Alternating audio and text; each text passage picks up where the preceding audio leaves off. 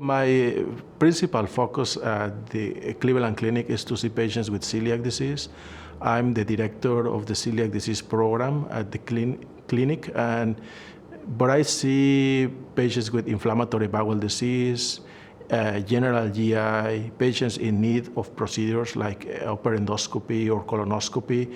So I see a great variety of diseases in my practice. So the initial focus is on understanding the symptoms, knowing the history very well, and then decide what kind of testing is necessary to rule out or confirm a diagnosis. We have an integrated multidisciplinary program here. So then during the first visit, if it's necessary, they may see a dietitian for diet instruction. We order all the tests that are necessary for confirmation of the diagnosis.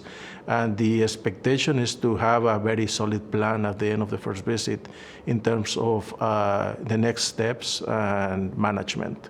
There are many things that need to happen during those follow-up visits to make sure that the disease is well controlled on the gluten-free diet. We need to take care of deficiencies if they are present. We need to make sure that the patient is comfortable with the instruction in terms of the gluten-free diet. That is the main treatment for the patient.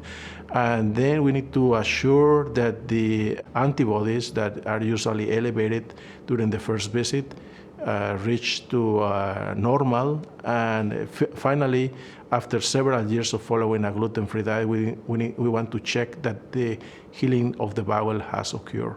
The thing that I like most is obviously the interaction with the patients and families.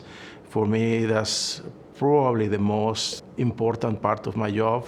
I like to think about the patients and how I can make the lives better for the patients. So that's why I do research. So my research is patient-oriented research, trying to improve the options that they have for the care of the disease.